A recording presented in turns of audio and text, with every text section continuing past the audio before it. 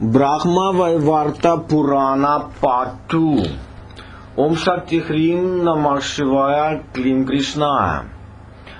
Rishi Narada devoted himself to meditating on Krishna.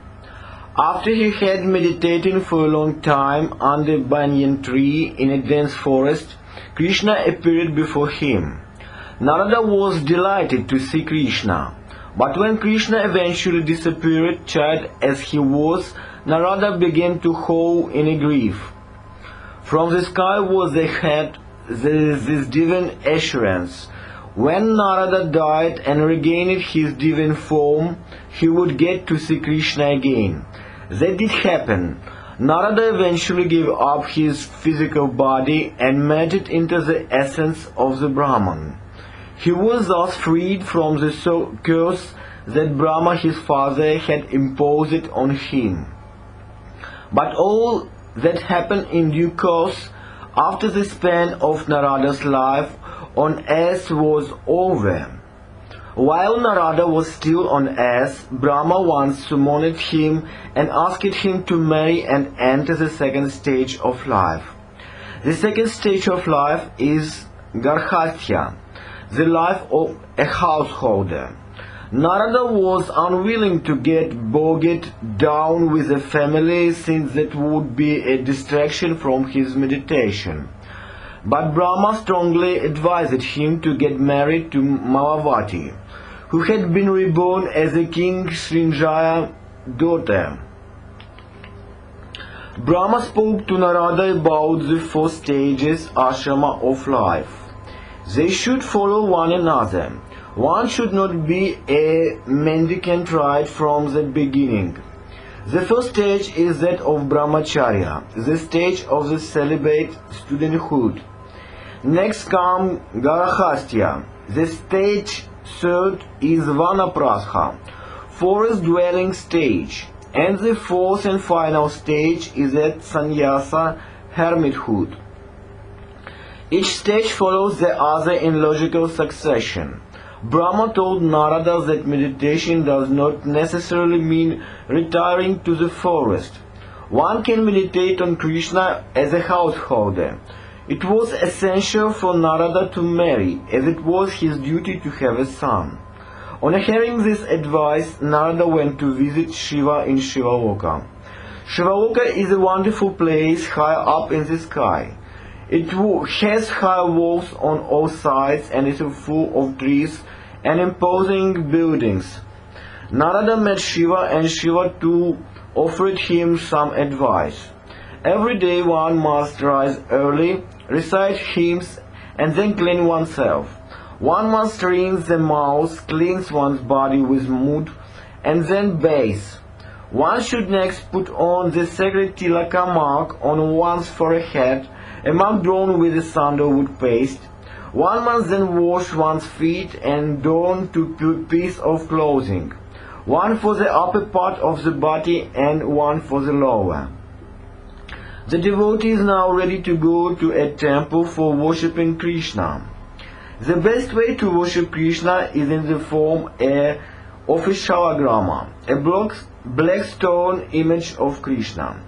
Many items are required in the course of the worship. For example, a seat for the image, usually made of clothes, flowers, sandalwood paste, incense, lamps, and offerings of rice.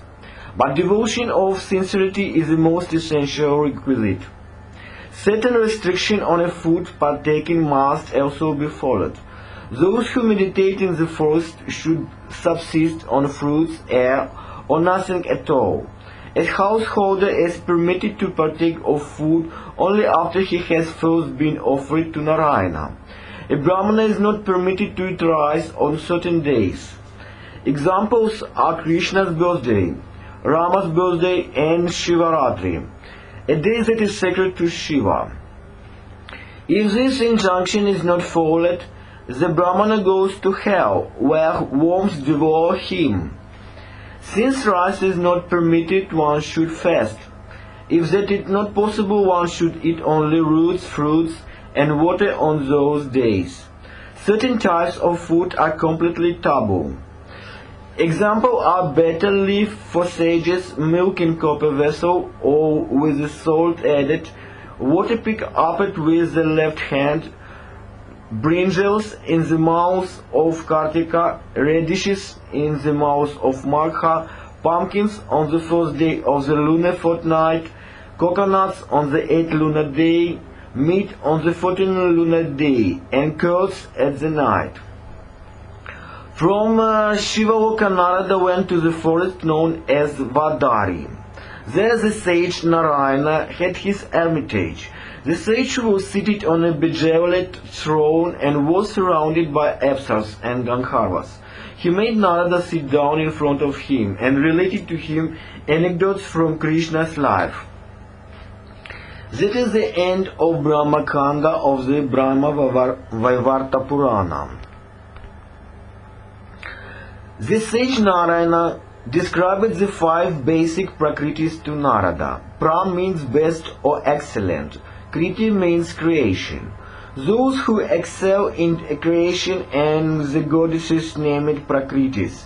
They are Durga, Radha, Lakshmi, Saraswati and Savitri. Other goddesses who are derived from these 5 and therefore have some of the powers are the holy river Ganga, the sacred shrub Tulasi, Manasa, the goddess of the snake, Shakti, the deity who reigns over newborn babies, the goddess Mangala Chandi, the goddess Kali, and the goddess Vasundhara, the ass. There are numerous other female divinities. Examples are Svaha, the wife of the fire god Agni, Dakshina, the wife of Yajna sacrifice, Svadha, the wife of the Pitris or ancestors, and Swasti, the wife of the wind god Vayu. All women are born of the basic Prakriti. When women are ill-treated or insulted, it is Prakriti herself who is hurt. In showing respect to a Brahmana's wife or to a young girl, one shows respect to Prakriti herself. Prakriti has 3 basic traits: Sattva, the quality of goodness; Rajas, the quality of passion; and Tamas, the quality of evil. Women born of the Sattva trait of Prakriti are good-natured women who are loyal to their husband. Those born out of the Rajas trait are selfish and fond of the pleasures of life. Those born from the Tamas trait are sharp-tongued and quarrelsome, disloyal and faithless. Prakriti is merged in the Paramatman, divine soul. She is not a separate entity. Just as a goldsmith cannot fashion ornaments without gold and the potter make pots without clay, so the great Paramatman cannot create without Prakriti. At the start of all creation, Krishna divided himself into 2. The right half was a male, but the left half was a beautiful female, known as Prakriti. She was also Radha or Radhika. The Prakriti Kanda now turns to Saraswati. The procedure for worshipping this Prakriti and the stories associated with her. Narayana told Narada that Saraswati is to be worshipped on the 5th day of the lunar fortnight in the mouth of Magha, as well as on the day one begins to acquire knowledge. White flowers, white sandalwood paste, new white clothing, and conch shells are required in worshipping her. Offering to the goddess should include butter, curds, chickened milk, cane juice, jaggery, honey, sugar, berries, coconut, ginger, bananas, sweetmeats made of clarified butter, powdered rice, and wheat. Initially, Lakshmi, Saraswati, and Ganga were all wives of Narayana. But Saraswati felt jealous of Ganga and one day began to shout at her and tried to grasp her by the hair. Lakshmi kept quiet in the beginning, but noticing that things were getting out of hand, she tried to prevent Saraswati from grasping Ganga by the hair. Lakshmi, you stood silent and motionless like a river or a tree in the beginning, said Saraswati. You did nothing initially to meditate. I therefore curse you that you will become a river and a tree. Saraswati, just as you cursed Lakshmi that she would become a river. I too curse you that you will become a river, retorted Ganga. Saraswati next cursed Ganga. You too will become a river and descended to earth. She said, it is a result of this quarrel that Lakshmi had adopted the form of the Tulasi shrub and the Padmavati river. Ganga became the river Bhagirathi and Saraswati adopted the form of the river Saraswati. Narayana sent Ganga away to Shiva and Saraswati away to Brahma. He declared 3 wives to be an evil that was against the Vedas. He retained Lakshmi as his only wife. After all, in the incident of the quarrel, she had shown herself to be quiet and good-tempered sort. But the curses did come true. After 5,000 years of the Kali era, Lakshmi will be able to give up her forms of the Tulasi shrub and the Padmavati river and return to Narayana. The other 2 goddesses will also be reunited with Narayana. All that is pure and holy will desert the earth at the time. The Kali era will be a general period of evil. People will become corrupt, violent and dishonest. Tulasi will not be used in the process of worship. The Varna class system will break down. Brahmanas will become cooks and cowherds. In many households there will be strife and martial discord. Rivers and ponds will dry up and the trees will cease to bear fruit. Fields will stop yielding crops and cows will stop giving milk. Rules and norms about food will be utterly disregarded. People will become deformed and old age will approach sooner. At the end of the Kali era, Dharma, righteousness, will disappear altogether. And Narayana himself will then be born as Kalki Avatara, the son of the Brahmana Vishnu Yasha. Riding on a horse, Kalki will kill all the Mlechhas, those who do not believe in the Vedas, of the world with his sword. After this destruction is over, Kalki will disappear and the world will go through a period of anarchy, deluge and drought. At the end of the Kali era, a new Satya Yuga will dawn and people will once again become righteous. The Varna system will be established yet again. Such circles of creation and destruction alternate in a never-ending sequence. They end only when Brahma's lifespan is over and the entire universe is submerged in water. Brahma himself then gets merged into Krishna. This is known as Prakritika Pravaya destruction, as Prakriti herself is merged into Krishna. Krishna and his abodes of Vaikuntha Loka and Goloka are however not destroyed. From Brahma to a blade of grace, all that is born of Prakriti is a transient. They have a limited lifespan, but Krishna indestructible and constant. Narayana now told Narada about the goddess Vasundhara, also known as Medini or Prithivi. Some people believe that the earth is called Medini because it was created out of the fat, Meda, of the demons Madhu and Kaitapha. Narayana said that he did not subscribe to this view. Madhu and Kaitapha had requested Krishna to kill them in that part of the world which was not submerged in water. Krishna killed them after placing them across his own thighs. Madhu and Kaitapha request make it clear that the world must have existed before the demons died. The earth could not therefore have been created out of the fat. What may have happened is that earlier the earth was not as huge as it was now. The fat from the dead bodies of Madhu and Kaitapha may have been added to the earth. thereby increasing its size, or so Narayana believed. Narayana's account of how the earth first came to be created is as follows. At the end of the destruction, Brahma merged into Krishna, and there had been nothing but water everywhere in the universe. Krishna created a gigantic form out of his own self, and this form floated on the water for ages. During this period, dirt gathered on the gigantic form and encrusted all its pores.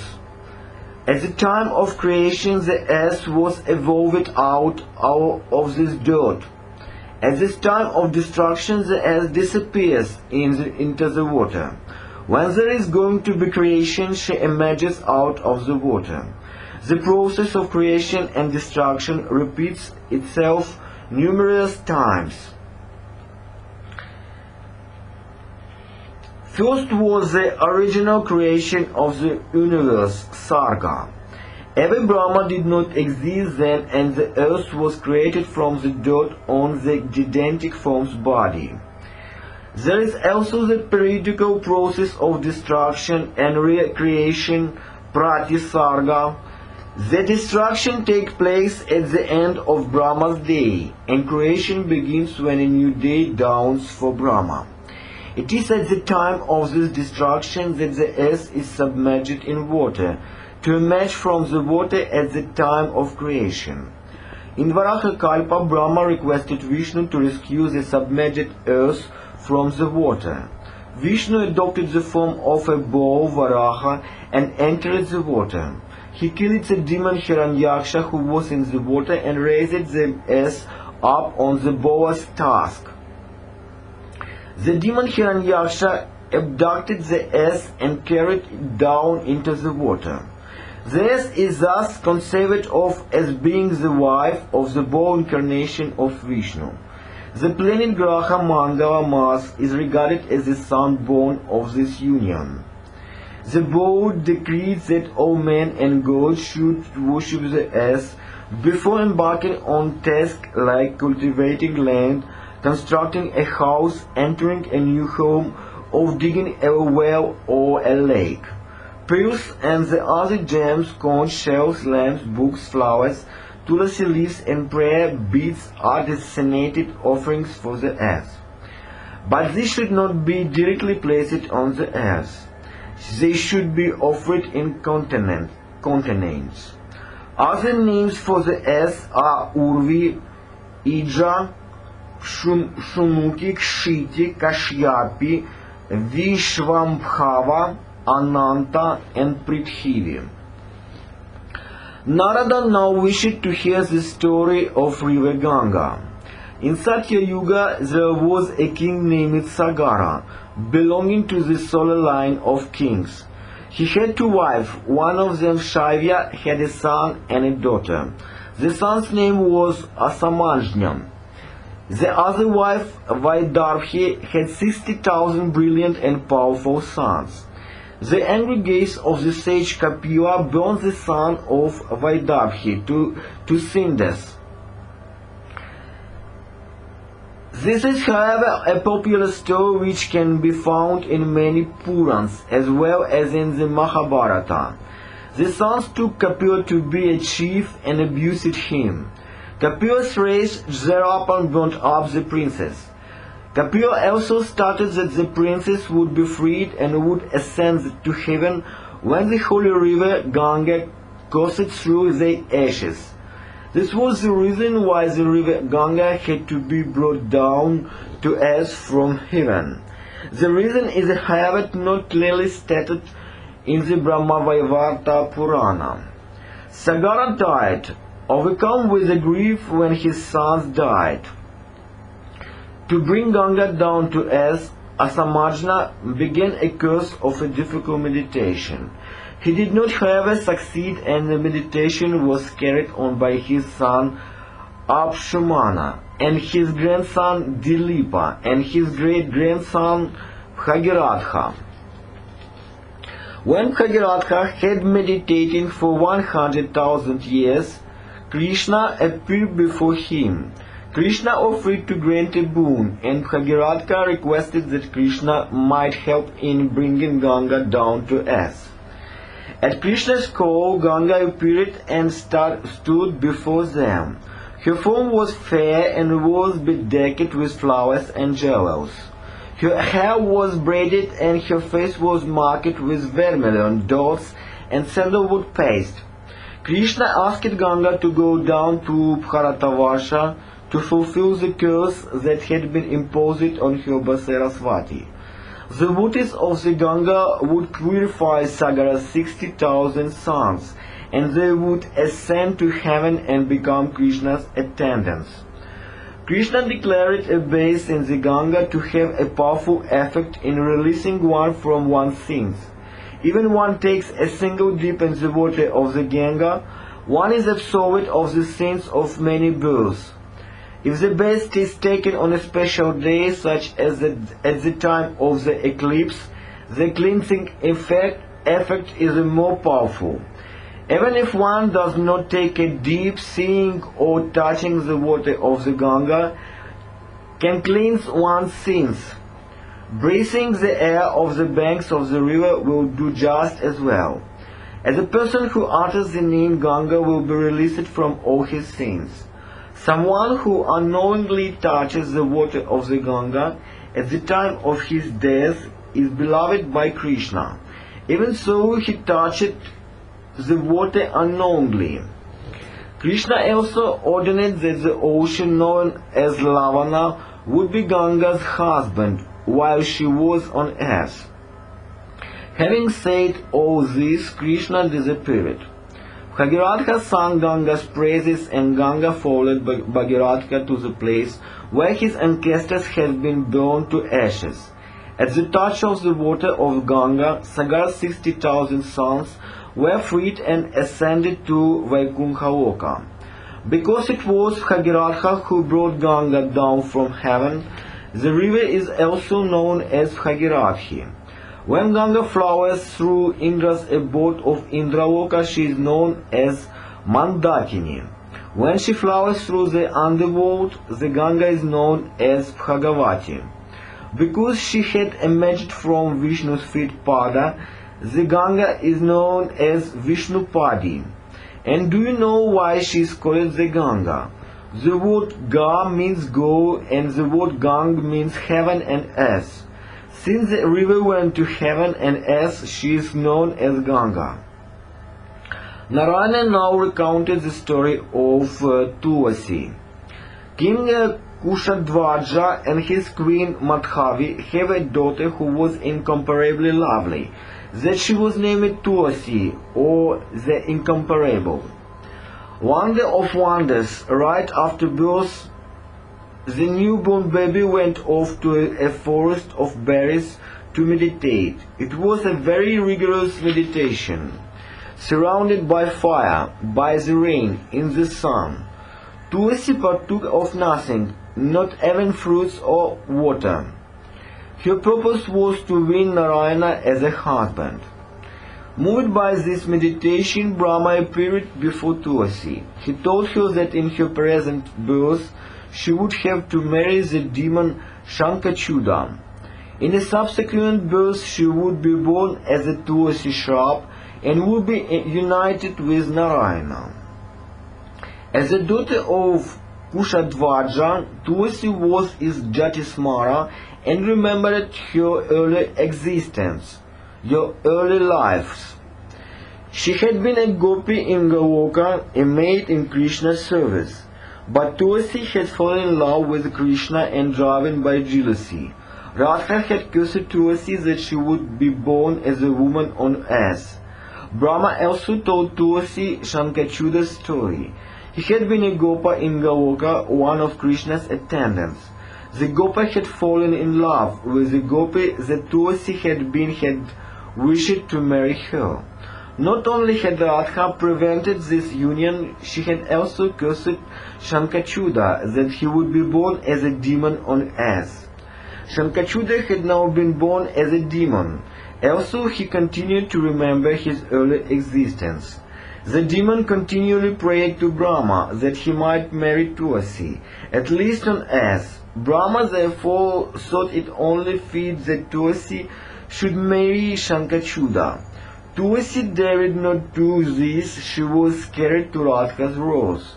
Brahma therefore taught Tulasi a mantra, incantation, that she could use to appease Radha and thereby obtain her permission to marry Shankachuda. Tulasi obtained the required permission. Also she had given up meditating. She continued to live in the forest, and there she met the handsome and young demon, Shankachuda. The two married and were extremely happy. But Shankachuda was a demon, and he tortured and oppressed the god. He robbed them of their possession and destroyed their cities. In desperation, the gods, led by Brahma, went to Vaikuntha to meet Krishna. Krishna told them that Shankachuda owned a talisman that had been given to him by Krishna himself. It was because of this talisman that the demon was proving to be impossible to destroy. Krishna himself would go to Shankachuda in the disguise of a Brahmana and beg the talisman of him. Krishna also gave Shiva a spear with which he should kill Shankachuda. Brahma revealed that he had given Shankachuda a rather strange boon. Shankachuda would only die if his wife took someone else to be her husband and begin to live with him.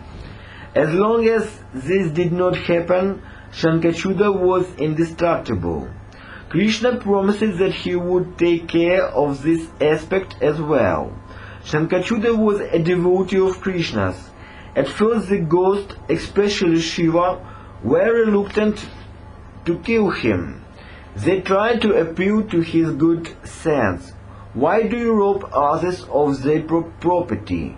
they asked. "That is not worthy of a devotee of Krishna's.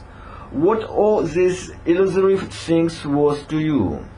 But Shankachuda would not listen, and a battle started between the demon and the gods. Shankachuda fought valiantly against Skanda, the general of the gods, the goddess Kali, and finally Shiva himself. When there was a break in the fighting, Krishna adopted the form of an old Brahmana and approached Shankachuda. He pretended to be begging for alms, and the demon promised the Brahmana whatever he asked for. Krishna asked for the divine talisman that hung around the Shankachuda's neck, and the demon could not refuse. Having accomplished his purpose, Krishna adopted Shankachuda's form and went to Tulasi. She did not realize that it was not her husband, and welcomed him back from the battlefield. They began to live together. Meanwhile, the battle raged on. At the precise moment that Tulasi welcomed her fake husband back from the battlefield, Shiva struck Shankachuda with a spear that he had obtained from Krishna. That it was that the demon died. When Tulasi came to know what had happened, she was furious at the trick that Krishna had played on her. This revealed him to have a heart of a stone. Tulasi therefore cursed Krishna that he would take the form of a stone, the Shalagrama, Krishna's image in stone. Krishna did his best to comfort the grieving widow. He told her that Tulasi would now be able to adopt a divine form and ascend to Vaikuntha. There she would be united with Krishna. As for her mortal remains, she would become the holy river Gandaki and flow through Bharatavarsha. Her hair would grow into the sacred Tulasi basil shrub. Tulasi would be regarded as a very holy shrub.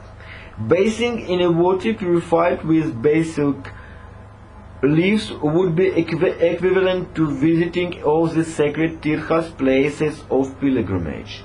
Offering a single basil leaf to Brahmana would be equivalent to donating 10,000 cows or 1,000 pots of honey.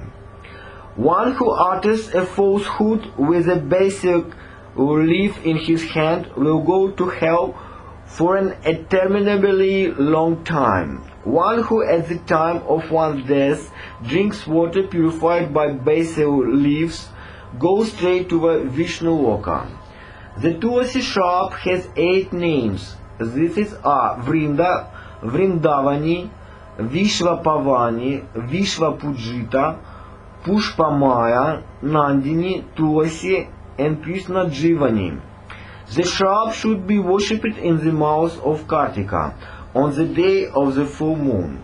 As for the shalagrama, which by Tulasi curse would symbolize Krishna, the tool would be sacred and holy.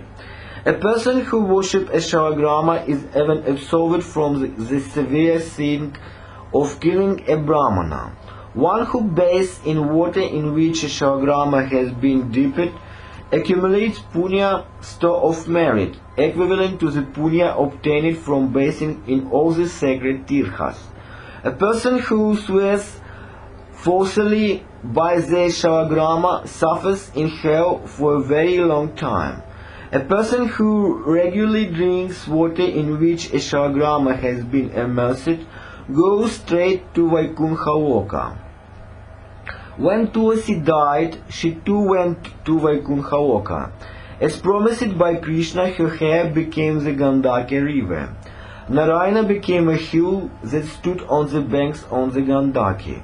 On this hill are to be found insects named Vajrakitas. The word Vajra denotes a very hard weapon, and the insects are so named because their teeth are very hard and sharp. With these teeth, Vajrakitas drill holes in the circular stones that are found on the hill. These stones are used as shalagrama image. After killing Shankachuda, Shiva had flung the demon's dead body into the ocean. From the skeleton were created the various Shankas, conch shells. These are sacred. Water in conch shells are containers made from them are used to worship all the gods except Shiva. Lakshmi, the goddess of wealth and prosperity, never leaves a house where a conch shell is blown. A person who bathes in water in which a conch shell has been immersed obtains the punya of bathing in all the tirthas. He will now pass on to the story of Savitri.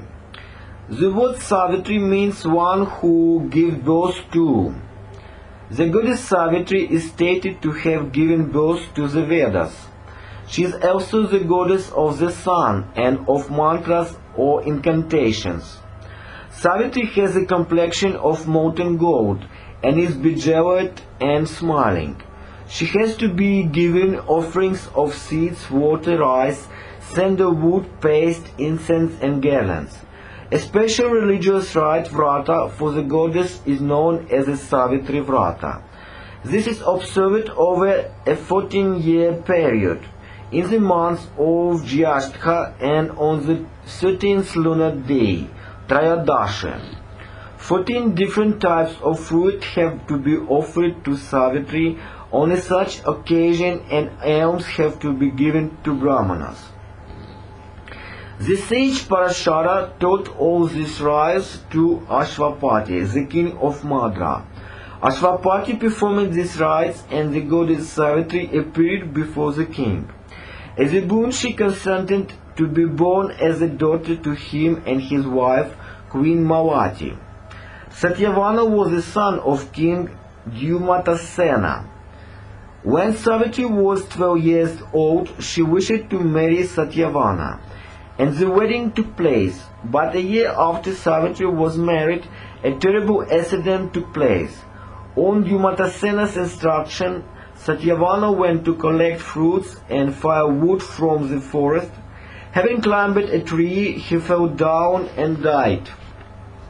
Yama arrived to claim Satyavana's soul and take it to his abode. But Savitri had followed her husband to the forest, and she kept following Yama.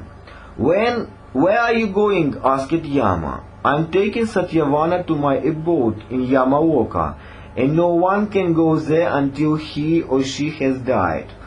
To go there, one has to give up one's physical body." He explained that one's karma actions determined whether one was born as a tree, bird, insect, human, demon, or god in the next life. It determined whether one was going to be handsome and healthy or ugly, sick and deformed, whether one was going to live to ripe old age, or whether one was going to die early. It was Satyavana's past deeds that has brought about his early death. Savitri should return home. But Savitri had no such intention. She asked Yama many profound questions about the nature of karma. Yama was impressed by the young girl and said, "You are more wise than many scholars and sages. I am pleased with you. What boon do you wish for?"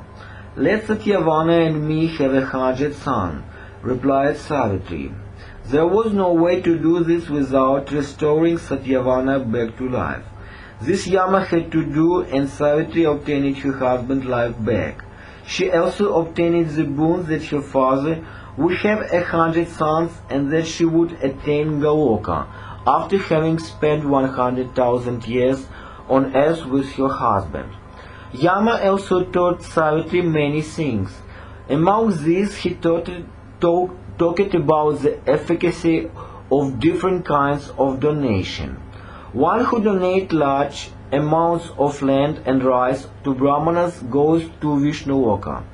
One who donates a house to a Brahmana goes to Devaloka, the place where the gods live. One who gives gold, cattle and copper to Brahmanas goes to Suryaloka, the abode of the sun god.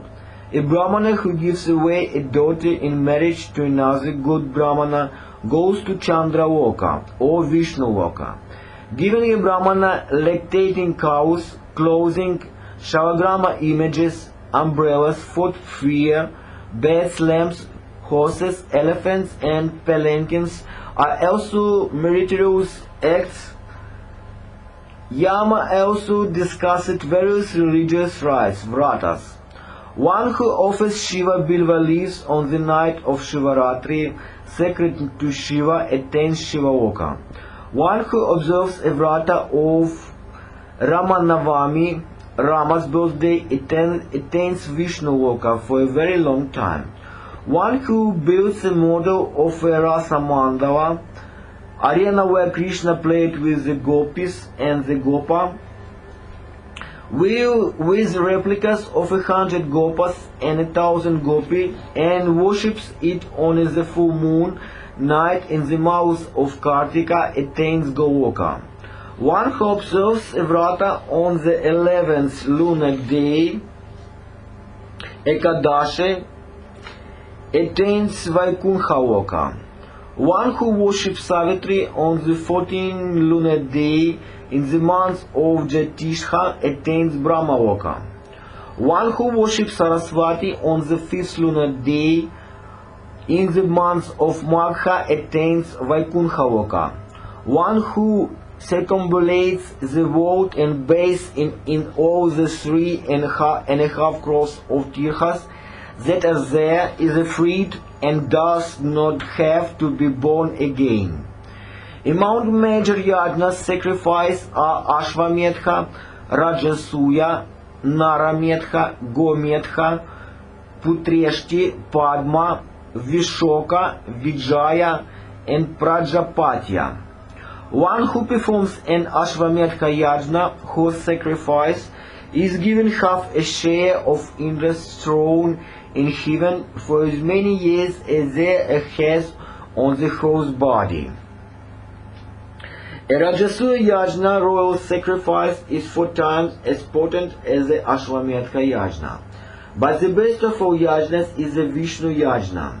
This sacrifice is equivalent to 1,000 Rajasuya yajnas. There are 86 hells that Yama lords over. Good and righteous people never get to see the hells. They are meant for sinners.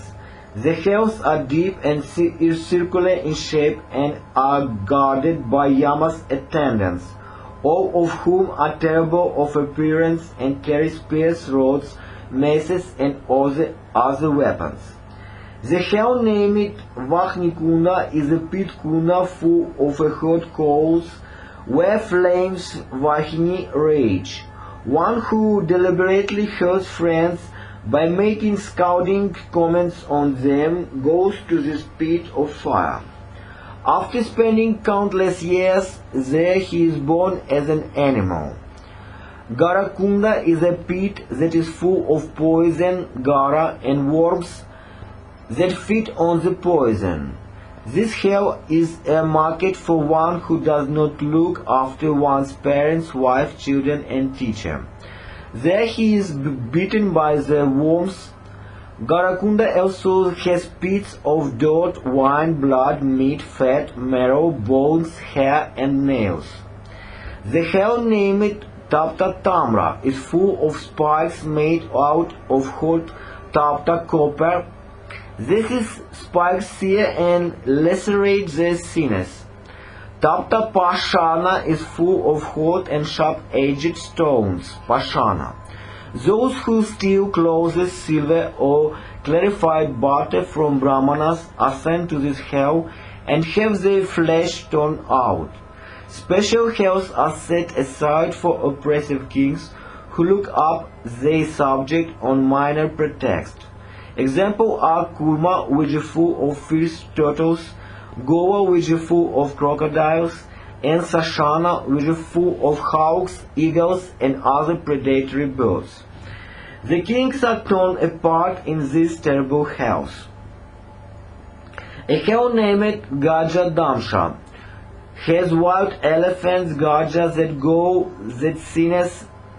Another named Nagavesha has snakes, Naga, that coil round the sinners. Asipatra Kunda is a hell where there are palm trees with the leaves Patra as sharp as the blades of swords, Asi. Those who kill others, especially Brahmanas, with swords are sent to this hell, and these bodies are slashed to pieces by the palm leaves. Such sinners are reborn as animals and birds. Kumbhipaka is shaped like a huge pot, kumbha, and rotates continuously. It contains pits full of hot oil, boiled water, hot stones, and hot metal spikes. Yama's attendants hurl the sinners into these pits and strike them with rods and maces. Kumbhipaka is a market for those who kill cows or brahmanas, those who criticize followers of Krishna or Krishna himself, those who do not look after their family members properly, those who do not marry or have sons, and even those who do not wash their feet properly. In the hell named Kawasutra, sinners are submerged in boiling water and made to suffocate. Anhaka Kupa is so dark that the sinners cannot see and get blinded. It is full of boiled water, insects, and worms. Thumadha is filled with a choking and blinding smoke. Shashana has burning sands that parch the sinners' throats. In Dehachurna, the sinners are thrown onto the iron platform so that their bodies, Deha, are crushed, Churna. In Dawana, Yama's attendants pound the sinners with a mace. There are several other hells, are all terrible. Those who deviate from the path of righteousness visit these hells and undergo torture there. Narada now wished to hear about goddess Lakshmi. At the beginning of creation, a beautiful goddess emerged from Krishna's left side and then further divided herself into two. The one who emerged from the left was Mahalakshmi. The one who emerged from the right, Radhika. Krishna too divided himself into two. From the left emerged the four-armed god Narayana, and from the right emerged the two-armed Krishna. Krishna became Radhika's consort and went to Goloka. Narayana went to Vaikuntha with Lakshmi. Lakshmi is known as Svarga Lakshmi in heaven. She is known as Rajalakshmi among kings. Among householders she is known as Griha Lakshmi. She has been worshipped by Brahma, Vishnu and Manu. She can be found in the auras of the sun and the moon, in milk, cereals, clothes, sandalwood, clean places and houses, in jewelry, garlands, and in special auspicious spots known as Mangala Khatas. There is a story about Indra worshipping Lakshmi. The hot-tempered sage Durvasa once obtained a divine parijata flower from Vishnu. The sage made a present of the flower to Indra. Indra was drunk at the time and placed the flower on the head of his elephant Airavata. Since the flower had been obtained from Vishnu, he should have shown it more respect. Placing it carelessly on the elephant's head amounted to rejecting the flower and was a sin equivalent to the sin of killing a Brahmana. Durvasa regarded the act as a personal insult. He said, "You arrogant fellow, Lakshmi will desert you. The head of your elephant will be attached to the body of Shiva's son, and when his head is sliced off." The curse reduced Indra to abject tears. He tried to appease Durvasa. Once Durvasa's temper had cooled down, he gave Indra a long lecture on the charisma of Vishnu. But as a result of the curse, Indra lost his wealth, power and position. Durvasa did grant Indra the boon that he would eventually win back all that he had lost. But in the intervening period, Indra's capital of Amaravati was taken over by the demons. Indra went to Brihaspati, the preceptor of the gods, for help, and Brihaspati took Indra to Brahma. But Brahma was not in a position to help Indra. Instead, he took Indra to Narayana in Vaikuntha Loka. "I will return your wealth to you, and Lakshmi and she will also go back to you," assured Narayana. But he also told Indra the circumstance under which Lakshmi, the goddess of wealth and prosperity, deserts one's house. In a house where there is no Tulasi shrub, where the Shankha is not blown, where the Shalagrama is not worshipped, where Vishnu or devotees of Vishnu are criticized and slandered, where Brahmanas are not offered meals and where guests are not welcome, Lakshmi refuses to reside. She flees from a Brahmana who does not observe religious rites, does not worship Vishnu and serves Shudras and Yavanas. Lakshmi deserts those who do not show proper respect to Brahmanas. Narayana then advised Brahma to make the gods churn the ocean, Samudra Manthana. The gods used Mount Mandara as a churning rod and the great snake Ananta as a rope for the churning. Vishnu adopted the form of a turtle, Kuma, and this was used as the base for Mandara to rest on. As a result of churning, various objects emerged from the depths of the ocean. Among them were Dhanvantari, physician of the gods, the horse Uchashravasa, the elephant Airavata, the bladed discus Sudarshana Chakra, various jewels, and finally the goddess Lakshmi. The Samudra Manthana story is rather variously described. The Brahmavaivarta Purana also seems to have the sequence mixed up. The Samudra Manthana story is stated to have happened after Indra placed the Parijita on Airavata's head. and yet Airavata made his first appearance at the time of the turning of the ocean. When Lakshmi emerged from the ocean, she garlanded Vishnu with a garland of white flowers, Vanamala. That is the reason why Vishnu is called Vanamali. Brahma, Shiva, Indra and the other gods worshipped Lakshmi. A parijata flowers anointed with sandalwood paste was offered to Lakshmi. 16 different objects were also offered to her. This included a bejeweled throne made by Vishwakarma, water from the Ganga, flowers, sandalwood, sacrificial grass in conch shells, incense lamps, rice, sugar, clarified butter, milk, betel leaves, cane juice, clothing, jewels, and seeds.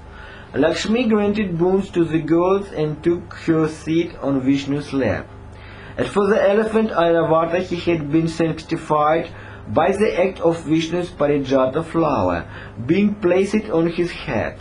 Narayana therefore ordained that he would be the first to be worshipped amongst all gods and goddesses.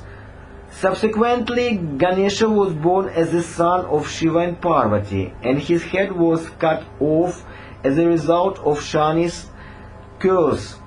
Narayana fixed Airavata's head to Ganesha's headless body. It is for this reason Ganesha is the first to be worshipped among all gods and goddesses. Om Namo Narayanaya, Om Shakti Hrim, Om Klim Krishnaya.